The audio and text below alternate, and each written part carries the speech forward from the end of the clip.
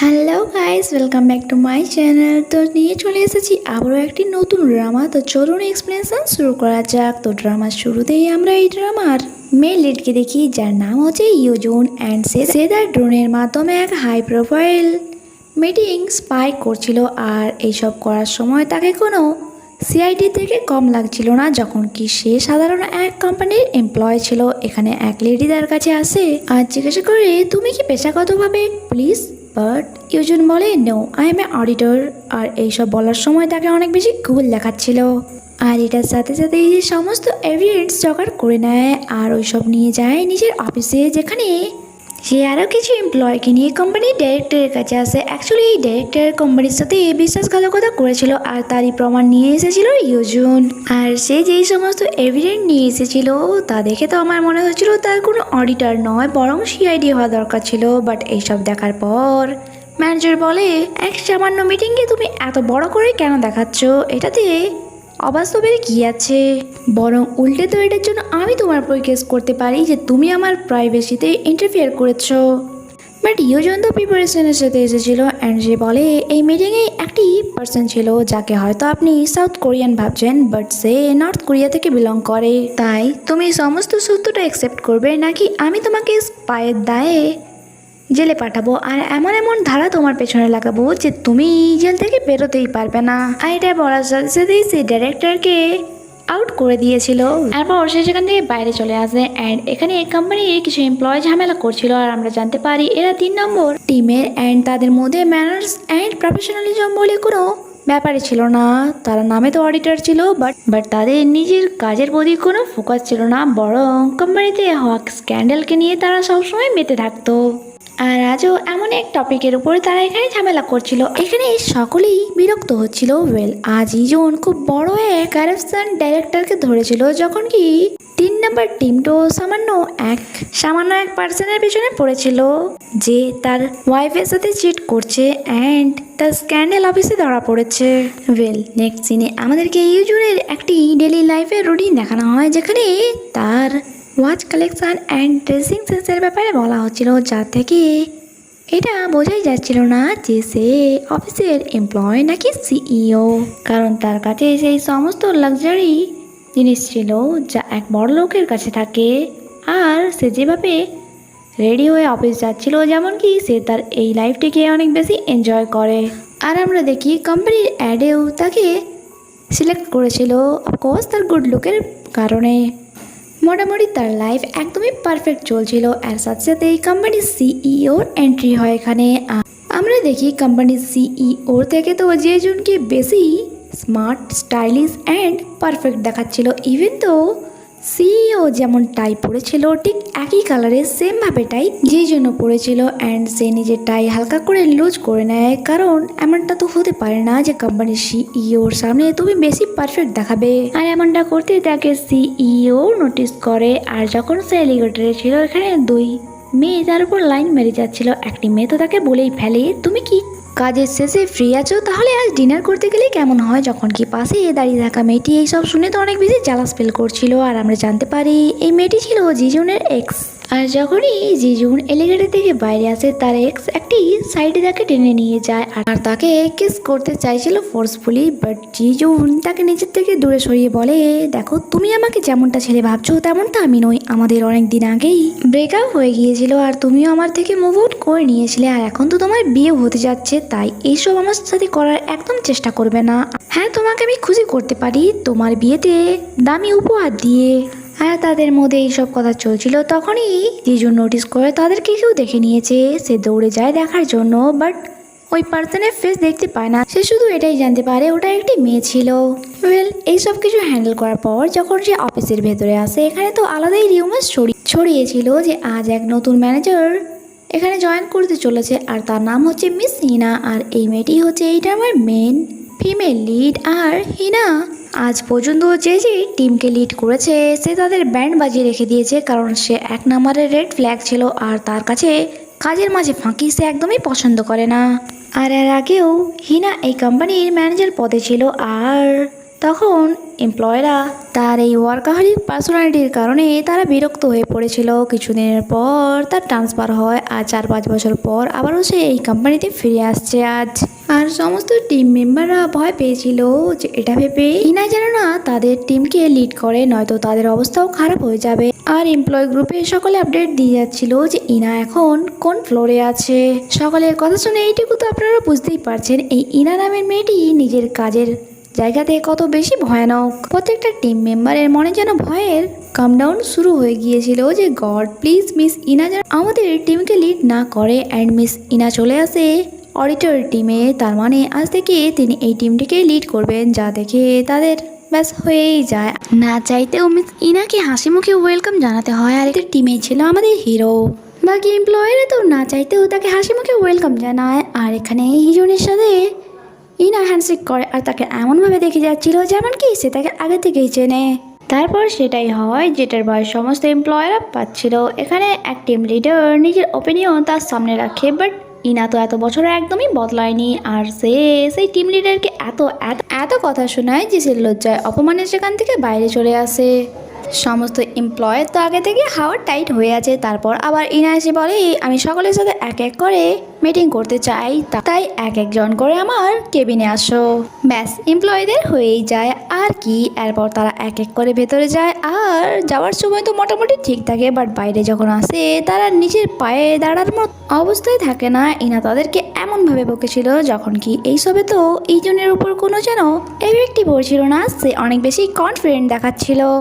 Even তো সে তার ফ্রেন্ডকে বলে যাচ্ছিল আমি রিসেন্ট ম্যানেজার কাংকে ধরিয়েছি, তাই মনে হয় না যে আমাকে কোনো বকা দেবে, বরং আমার তো প্রমোশনই হয়ে যাবে। অ্যান্ড যখন তার বাড়ি আসে সে হ্যাপি হয়ে ভেতরে যায়, বাট ইনার এই লেকচার কখন 3 মিনিট থেকে 30 মিনিট হয়ে যায় সে ব্যাপারে কোনো খেয়ালই থাকে না। এই জনের কোনো আইডিয়া ছিল না মিস ইনা 3 মিনিটে তার 3 বছরের পরিশ্রমে জল ঢেলে দেবে।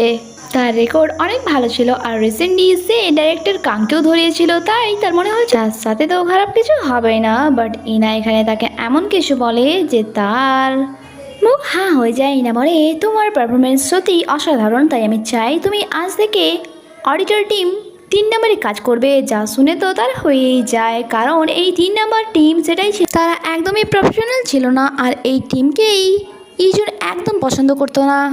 আর আজ ভাগ্যের পরিহাস তাকে ওই টিমেই কাজ করতে হবে। সেভাবে আমি তো কোনো ভুল করিনি, তাহলে আমাকে এমন বড় শাস্তি কেন দেওয়া হচ্ছে? আর সে বাহানা লাগায় বর্তমানে আমি এই কেস নিয়ে আমার টিম মেম্বারদের সাথে কাজ করছি, আবার তো আমাকে এটা শেষ করে নিতে দাও, তারপরে আমি ওই টিমে গিয়ে জয়েন করে নেব। ইনা বলে তুমি কি নিজেকে খুব মহান ভাবছো যে তোমাকে ছাড়া ওখানের কাজ আটকে যাবে? যদি তোমার এক হাত না থাকে তাহলে কি তুমি আর একটা হাত কেটে ফেলে দেবে? ঠিক তেমনই তোমাকে ছাড়াও তাদের কাজ চলে যাবে। আর ইনা এমনভাবে কথা বলতো যে তাকে রিপ্লাই দেওয়ার মতো কারোর কাছে আর কোনো সেন্টেন্সই থাকতো না। বেচারা ইজন সে ঝরে যাওয়া ফুলের মতো এসে নিজের সিটে বসেছিল আর তার বাকি এমপ্লয়িরা তাকে এমনভাবে সান্ত্বনা দিচ্ছিল যেমন কি তার কাছে এই পৃথিবীতে বাঁচার জন্য আর কয়েকটা দিনই বাকি রয়েছে। আর ফাইনালি সে তার ভাগ্যকে অ্যাকসেপ্ট করে নেয় আর সমস্ত জিনিস গুছিয়ে টিম নাম্বার 3-এ যায়।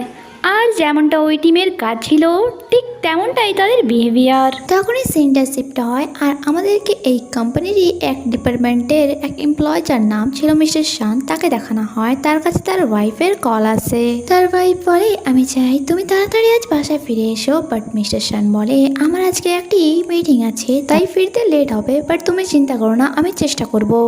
যা শুনে মিসেস শানের খারাপ লাগে। সেখানে মিস্টার শান তার এক কালিকের সাথেও তার ওয়াইফকে কথা বলায় যা তার ওয়াইফের ঠিক পছন্দ হয় না, বরং সে উল্টে অনেক রেগে যায় আর কল কাট করে দেয়। এদিকে আমাদের ইজন যে বসেই ছিল তখনই তার কাছে তার কাজের কল আসে। তার এমপ্লয় বলে বসে থাকলেই চলবে না, তোমাকে কল অ্যাটেন্ড করতে হবে। আর প্রথম কমপ্লেন এতটাই অদ্ভুত ছিল যা শুনে তো তার ডিসকাস্টিং ফিল হয়, বাট বেচারা কি করতে পারতো। মেয়েটি কমপ্লেন জানাচ্ছিল তার বসের গা থেকে নাকি খুব বাজে স্মেল আছে, তাই এমার্জেন্সি তাদের একটি এয়ার পিউরিফায়ার লাগবে। বেচারা ইউজুন যে কিনা কয়েকদিন আগে লাখ টাকার কারাপশন হতো আজ তাকে এইসব কমপ্লেন শুনতে হচ্ছে।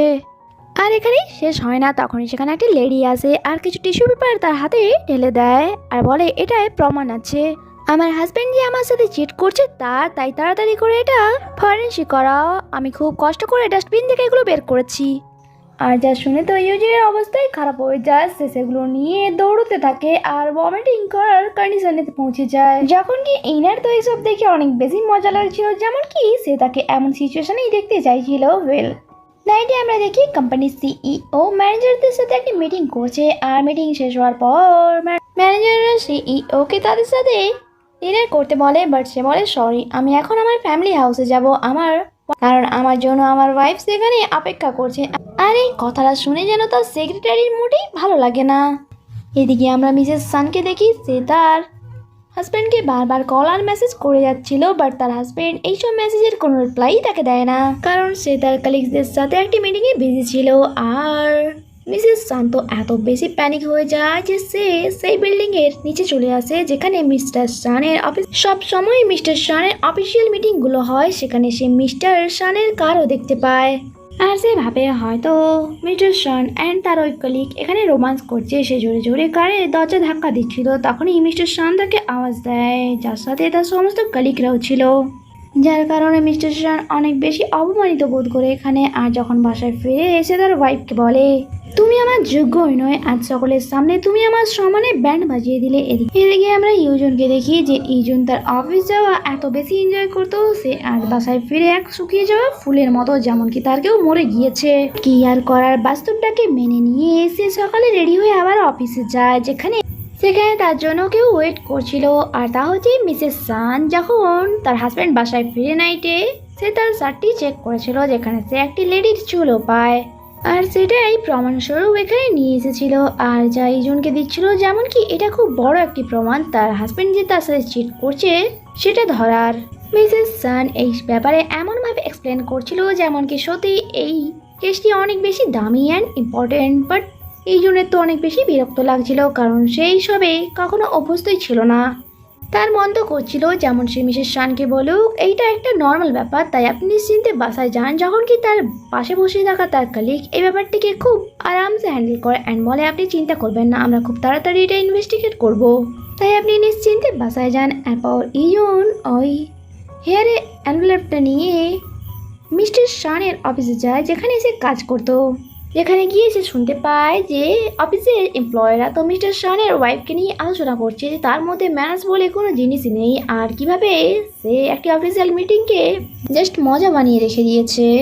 সকলের তো অনেক বেশি দয়া হচ্ছিল মিস্টার শানের ওপর। আর যখন ইজন অফিসের ভেতরে আসে, সে দেখে মিস্টার শান তার এক কলিগসের সাথে কোনো এক কেসের ব্যাপারে গভীরভাবে ডিসকাস করছে, যা থেকে এটা প্রমাণ হয় যে তাদের মধ্যে শুধুমাত্র অফিস কলিগ ছাড়া আর কোনো সম্পর্কই নেই। এরপর যখন সে অফিসে আসে, সেখানে আরও একটি নতুন কেস আসে, আর যা তদন্ত করার জন্য তার কলিগরা যায় ঘাসের বাগান, যেখানে তারা ঘাসের এক একটা পাতা সরিয়ে কিছু খুঁজে যাচ্ছিল।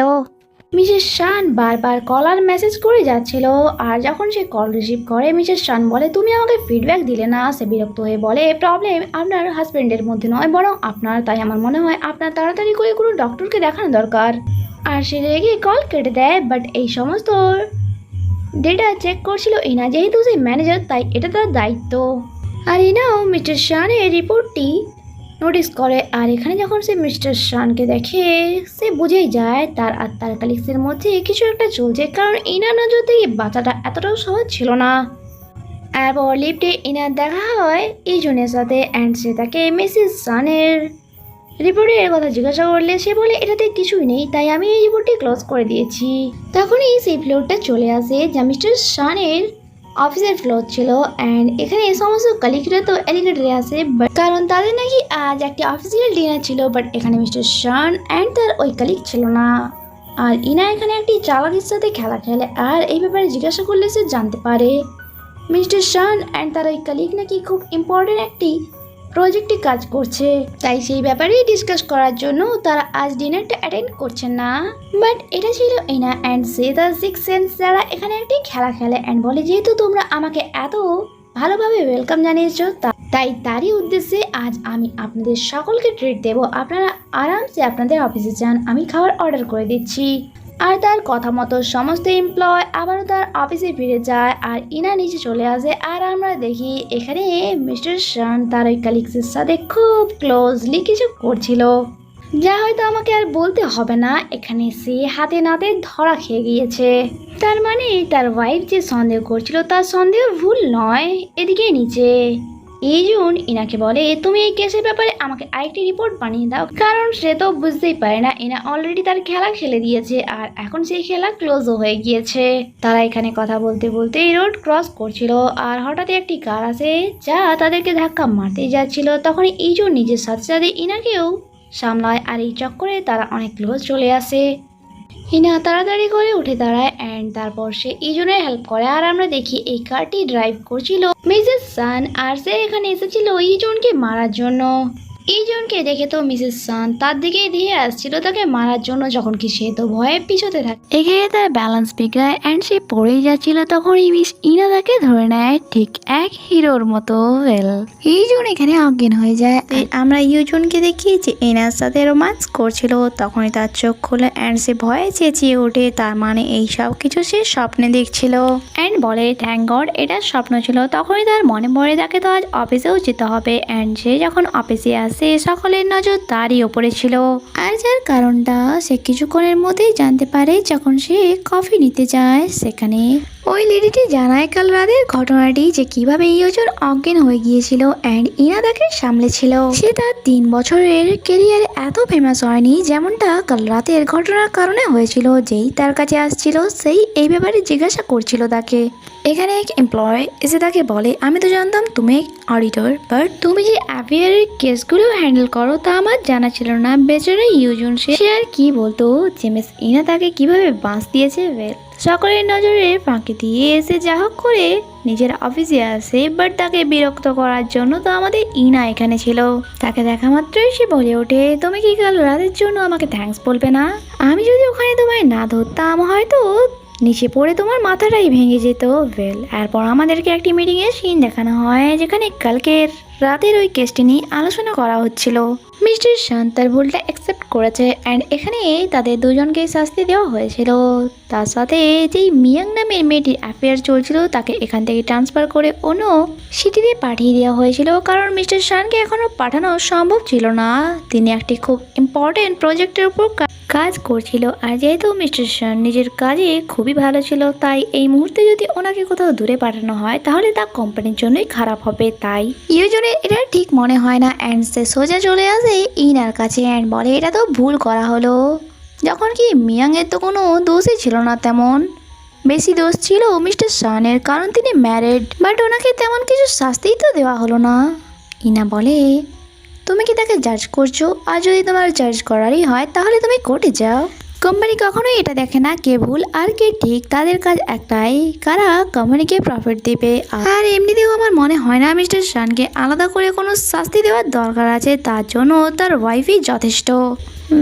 ইজনের আবারও কাজ শুরু হয়ে যায় অ্যান্ড তার কাছে একটি নতুন কেস আছে যেখানে পার্কিং লটের একটি কমপ্লেন জানানো হয়েছিল যে পার্কিং লটের একটি জায়গায় ক্যামেরা নেই আর সেখানে কিছু কাপল রোমান্স করার জায়গা বানিয়ে নিয়েছে। ইভেন তো তাদেরকে এইসব করতে অনেকে দেখে হচ্ছে।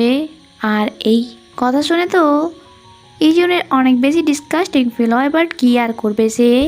আর পার্কিং লটে ইনভেস্টিগেট করার জন্য ইউজনকেই পাঠিয়ে দেওয়া হয়। এখানে আসার পর তো ইউজনের অনেক বেশি বিরক্ত লাগছিল, বাট সে কী বা করতে পারতো, তাকে তো যা জব করতেই হবে। নেক্সট সিনে আমাদেরকে আরও দুটি ক্যারেক্টারকে দেখানো হয় যাদের নাম ছিল মিস্টার অ্যান্ড মিসেস জন। তারা একই অফিসে কাজ তো করতো, বাট অফিস টাইমে কেউই কারোর সাথে কথা বলতো না। আর যখন তার কলিগসরা এই ব্যাপারে জিজ্ঞাসা করতো তারা শুধু এটাই বলতো যে আমরা পার্সোনাল অ্যান্ড প্রফেশনাল লাইফকে আলাদাভাবে হ্যান্ডেল করতেই বেশি পছন্দ করি। যখন কি তাদের মধ্যে এই দূরত্ব সামান্যটুকুই ছিল না, বরং অনেক বেশি আমরা লক্ষ্য করি। একদিন অফিসে যখন মিস্টার জনের কোলে তার এক কলিগস অ্যাক্সিডেন্টলি পড়ে যায়, আর যা তার খারাপ নয় বরং অনেক বেশি ভালোই লেগেছিল।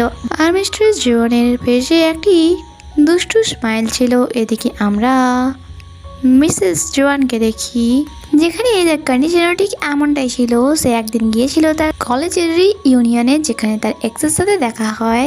এই ছেলেটি তার এক্স তো ছিল, বাট কোথাও না কোথাও মিসেস জোয়ানের মনে এখনও তার জন্য ফিলিংস ছিল। এদিকে আমরা ইউজনকে দেখি তার বাসায় সিইওর সেক্রেটারি মিস পার্ক এসেছিল আর আমরা জানতে পারি তারা খুব ভালো বন্ধু। শুধু বন্ধুই নয়, একটা টাইম ছিল তারা রিলেশনশিপে ছিল, বাট পরবর্তীকালে তাদের মনে হয় তারা একে অপরের থেকে অনেক বেশি আলাদা, তাদের তো কোনো ম্যাচই নেই, তাই তারা এই রিলেশনশিপটা রাখে না।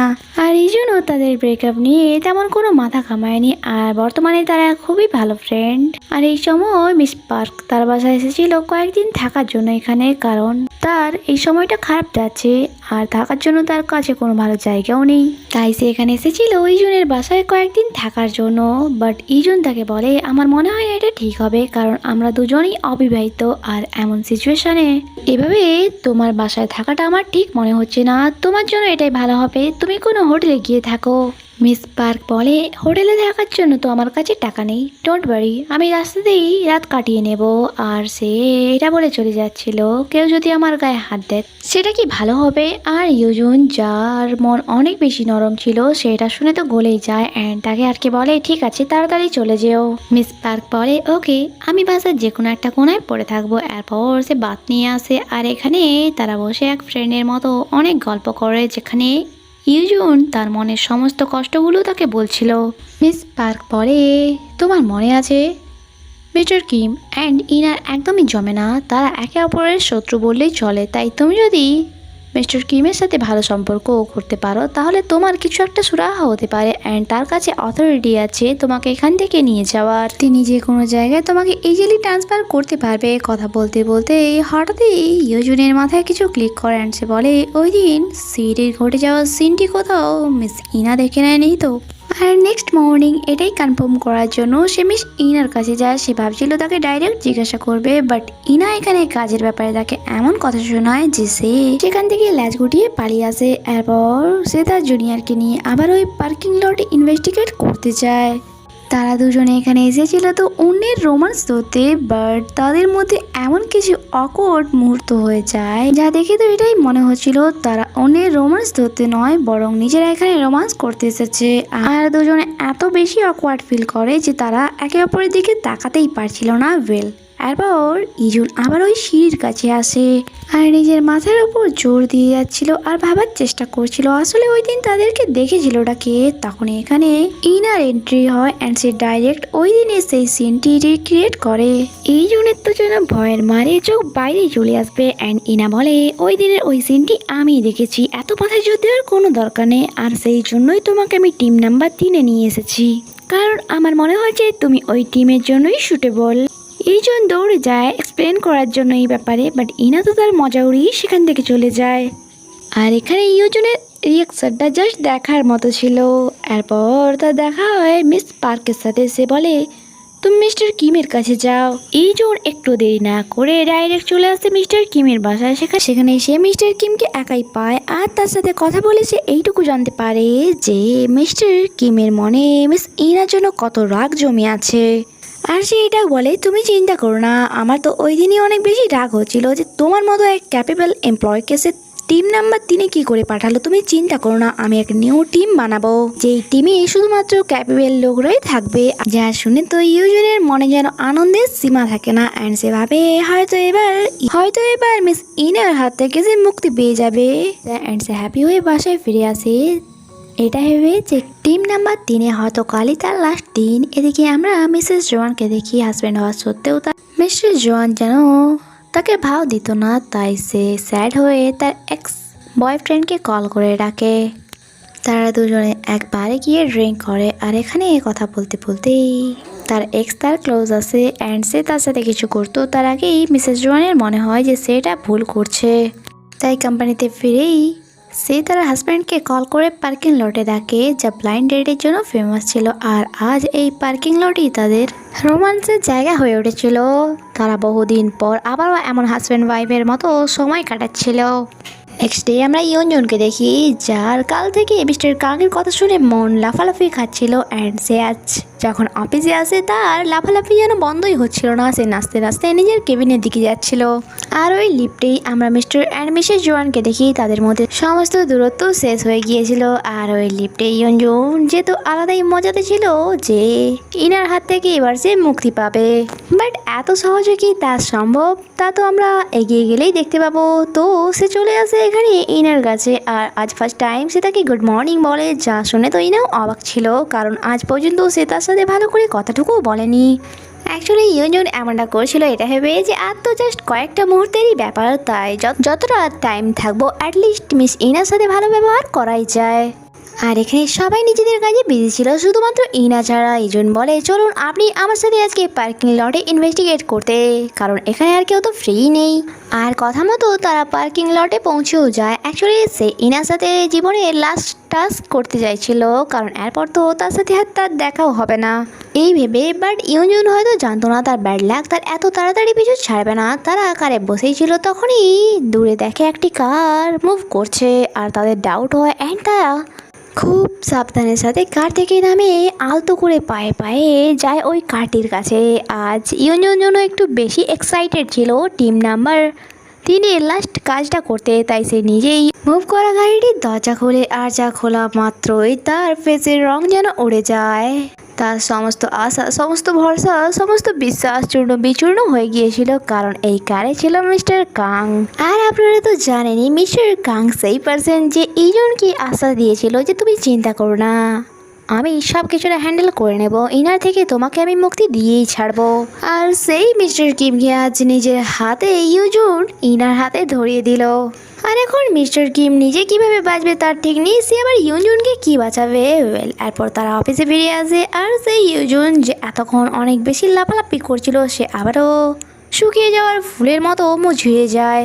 এবার তাকে ইনার হাত থেকে কে বাঁচাবে। আর মিস্টার কিম, যার সাথে তো ইনার আগে থেকেই শত্রুতা ছিল, তাই মিস্টার কিমের পেছনে বাঁশ দেওয়ার কোনো রকম খামতি রাখে না। সে এমন রিপোর্ট বানিয়েছিল মিস্টার কিমের এগেনস্টে যে সিইও তাকে ফায়ার করে দেবে কোম্পানি থেকে। বেচারা ইউজুন স্যাড হয়ে কারে স্যাড সং লাগিয়ে যায় ফ্যামিলি হাউসে। অ্যাকচুয়ালি আজ তার ড্যাডের ডেথ অ্যানিভার্সারি ছিল। এখানে তার 3 সিস্টার অ্যান্ড মম ছিল, মনে হচ্ছে তার ফ্যামিলিতে সে একাই ছেলে। তাই তার এমন স্যাড ফেস দেখে তার ফ্যামিলির সমস্ত লেডি তাকে জিজ্ঞাসা করা শুরু করে দেয়, তোমার কি হয়েছে, তুমি এমন শুকিয়ে যাওয়ার ফুলের মতো বসে আছো কেন?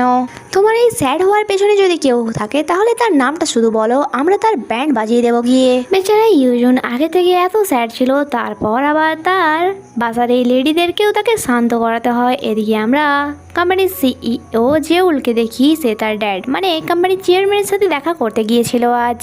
আর আমরা জানতে পারি জেউলের ড্যাড তাকে একদমই পছন্দ করে না, কারণ তাকে একদম বেকার মনে হয় যে সে তার মমের মতো, আর যাকে তার ড্যাড ছেড়েছে। আর এই সময় তার ড্যাড তার ফার্স্ট ওয়াইফকে অনেক বেশি ঘৃণা করে। আর প্রেজেন্ট টাইমে তার ড্যাড থাকে তার স্টেপ মম অ্যান্ড ব্রাদারের সাথে, যারা সর্বদা নিজেদের নাম্বার বাড়ানোর জন্য ড্যাডের সামনে ভালো সেজে থাকার চেষ্টা করে। আর যার কারণে জেইউল অনেক পিছনে রয়ে গেছে, যেমনকি চেয়ারম্যানের নজরে জেইউলের কোনো রেসপেক্টই ছিল না। জেইউল কোম্পানিতে ফিরে আসে অ্যান্ড এখানে অনেক বেশি বিরক্ত হয়ে দাঁড়িয়েছিল। তখনই মিস পার্ক তার কাছে আসে অ্যান্ড তার টাই ঠিক করছিল। বাট জেইউল বিরক্ত হয়ে পেছনে সরে যায় অ্যান্ড ড্রিঙ্ক করা শুরু করে।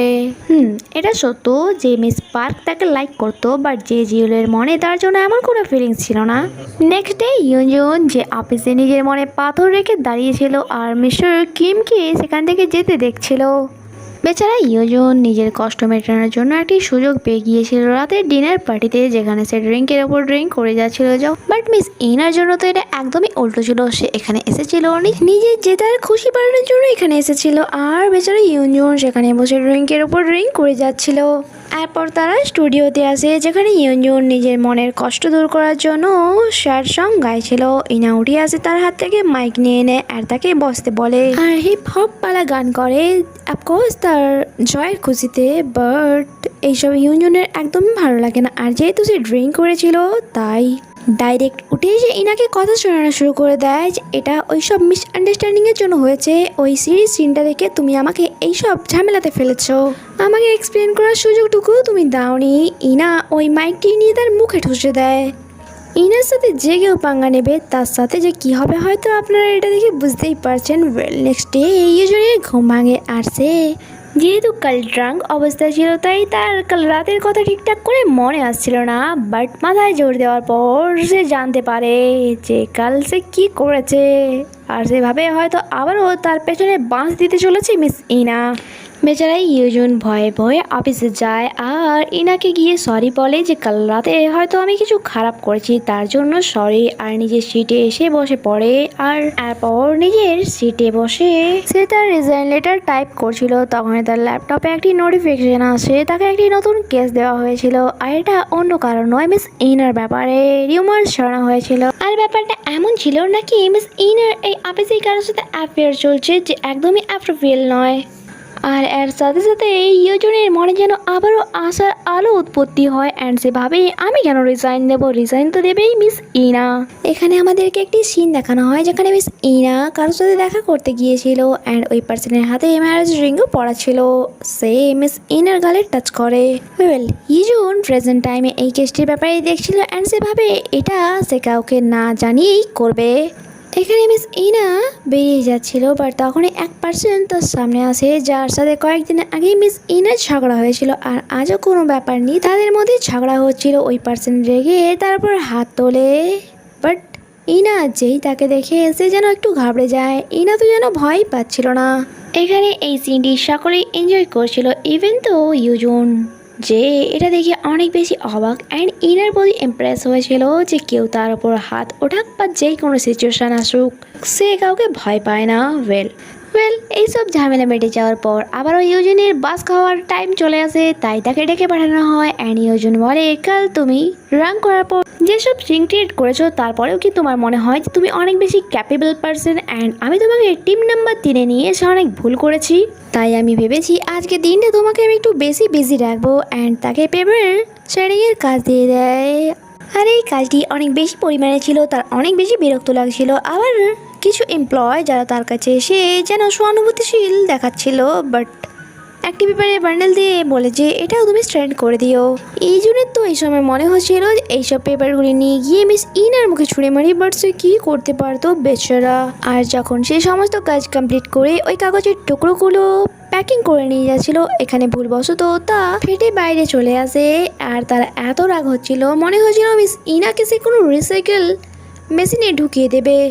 আর সে যেন এখানে প্রতিজ্ঞা করে যে আমি মিস ইনাকে ধরেই ছাড়বো। নেক্সট দিনে আমাদেরকে আর একটি ক্যারেক্টারের সাথে ইন্ট্রোডিউস করানো হয় যার নাম ছিল মিস্টার মু অ্যান্ড সে অডিট নাম্বার 3-এর হেড ছিল। আর তার বিহেভিয়ার সত্যি অনেক বেশি ভালো ছিল, সে সকলের হেল্প করতো অ্যান্ড সকলের সাথে ভালো বিহেভ করতো। আর এটার কারণে এই কোম্পানির সকলের সাথে তার মোটামুটি ভালোই সম্পর্ক ছিল। এর সাথে সাথে আমরা কোম্পানির সিইওকে দেখি যেখানে সে মিটিং করছে আর এখানে জেইউলের জন্য একটি রিপোর্ট এসেছিল এইচআর ডিপার্টমেন্ট থেকে। আর সে জানতে পারে তার ড্যাড মানে চেয়ারম্যান তার স্টেপ ব্রাদারকে একটি অন্য ব্রাঞ্চ থেকে নিয়ে এসে হেডকোয়ার্টারে শিফট করার ডিসিশন নিয়েছে। আর জাস্ট জানার পর তো জেইউলের অনেক বেশি রাগ হচ্ছিল। আর এখানে তার ড্যাড কল করলে সে বলে যদি আপনার এমনটাই করার ছিল তাহলে অ্যাটলিস্ট আমাকে একটু হিন্টস দিতে পারতেন। জেইউলের সব সময় মনে হতো তার ড্যাড যেন তার থেকে বেশি তার স্টেপ ব্রাদারকে বেশি ভালোবাসে আর তার জায়গাটা তার স্টেপ ব্রাদারকে দিতে চাইছে। আজকে অফিসের দিন শেষ হয় আর আমরা ইউজনকে দেখি সে এখনও পার্কিং লটে দাঁড়িয়ে ইনার আসার অপেক্ষা করছিল। অ্যাকচুয়ালি সে ইনার পিছু করতে চায় যাতে সে জানতে পারে যে ইনা কোথায় যায় অ্যান্ড সে কী করে। আর যখন এখানে ইনা আসে তার প্ল্যান মতো সে ইনার কারকে ফলো করে। অফিস থেকে বেরিয়ে সবের প্রথমে তো ইনাদের বাসার পাশাপাশি একটি ডিপার্টমেন্ট স্টোরে যায় কিছু কেনার জন্য। তারপর সে চলে যায় তার বাসার সিটির দিকে। ইজুন নেমে আসে অ্যান্ড ওই ডাস্টবিন দেখে বিল পেপার তুলে তার চেক করে, বাট সেখানে তেমন কিছু ছিল না। আর তাকে এমন করতে ওই স্টোরেরই এক পার্ট টাইমার দেখে নিয়েছিল। ইউজনের মাথায় যেন কিছু চলছিল অ্যান্ড সে ওই পার্ট টাইমকে কিছু ছোটোখাটো খুঁজতেই ইনার ব্যাপারে কিছু কোশ্চেন জিজ্ঞাসা করে, বাট ওই লেডি সে সমস্ত অ্যান্সার তাকে দিয়েছিল তা কোনো কিছুই তার কাজে ছিল না, এর কারণ এসব নর্মাল ব্যাপার ছিল। ইভেন তো ওই লেডি তাকে এটাও বলে যে ইনা এখানে রোজকার কাস্টমার ছিল, ইভেন তো সে সবসময় এখানে একাই আসতো। বাট সবের মাঝে ইজুন একটা অদ্ভুত কথা জানতে পারে যে ইনা নাকি রাতে ডিনার করে না অ্যান্ড সে একটি ছোট ডিম্বাক নিয়ে এখান থেকে যায় আর যা খেয়েই সে সারাটা রাত কাটায়। যা শুনে ইজুনের একটু সন্দেহ হয় অ্যান্ড সে ভাবে এত টাকা ইনকাম করা এক লেডি এই সামান্যটুকু খাবারে তার রাত কাটায় কি করে আর কেন। এদিকে আমরা মিস্টার মুকে দেখি আজ এক ওল্ড লেডি সে হেল্প করছিল অ্যান্ড আমরা জানতে পারি এই লেডির সাথে তার অনেক ভালো সম্পর্ক। এমনকি যখন ওনার ড্যাড মারা গিয়েছিল তখন মিস্টার মো ওনার হেল্প করেছিল। আর আজ ওই লেডি তার জন্য কিছু খাবার নিয়ে এসেছিল আর কিছু টাকাও, যা দিয়ে তাকে বলে তোমার তো টুইন্স বেবি আছে তাই না, এটা নিয়ে যাও, আশা করি তাদের এই ডিশটি অনেক বেশি ভালো লাগবে। অ্যান্ড সেই টাকাটি মিস্টার মো নিতে চাইছিল না, তাই সে জোর করে তার পকেটে ঢোকাতে চাইছিল। আর এমন সব করতে এক পার্সন তাদেরকে দেখে নেয় অ্যান্ড সেভাবে হয়তো তাদের মধ্যে সেক্সুয়াল কিছু চলছে এখানে, তাই সে একটি ফটো আর একটি শর্ট বানিয়ে কোম্পানির সোশ্যাল মিডিয়া গ্রুপে পোস্ট করে দেয়। এদিকে ইজুন আজ দেরি করে বাসায় ফিরেছিল, তখন মিস পার্ক এখানে সামনে বসে খাবার খাচ্ছিল। ইজুন আসা মাত্রই তাকে কোয়েশ্চেন করে যদি কোনো পার্সন খুব কম খায় তাহলে এটার মানে কি হতে পারে। মিস পার্ক বলে হয়তো ফাইন্যান্সিয়াল দিক দিয়ে সে খুবই গরিব। ইজুন বলে না এমনটা নয়, গরিব টরিব তো কিছুই নয়, ঠিকঠাকই সে কামায়। মিস পার্ক বলে তাহলে সে বেঁচে থাকার জন্য যেটুকু খাওয়ার দরকার শুধুমাত্র সেটাই খায়। কিছু মানুষ আছে যাদেরকে আমি চিনি অ্যান্ড তাদের কাছে টাকার কোনো অভাব নেই, বাট তাও তাদের কোনো জিনিসে কোনো রকম ইন্টারেস্ট নেই, বেঁচে থাকার জন্য যেটুকু যে জিনিসটা দরকার শুধুমাত্র সেটাই তারা করে। নেক্সট ডে আমাদেরকে অফিসের সিন দেখানো হয় যেখানে এই ব্যাপারে সবাই গসিপ করে যাচ্ছিল যে চেয়ারম্যান তার মিস্ট্রেসের ছেলেকে এই কোম্পানির ওনার বানাতে চায়, তার মানে তো যে জিউলের কোনো জায়গায় থাকবে না, এখানে সে আউট হয়ে যাবে।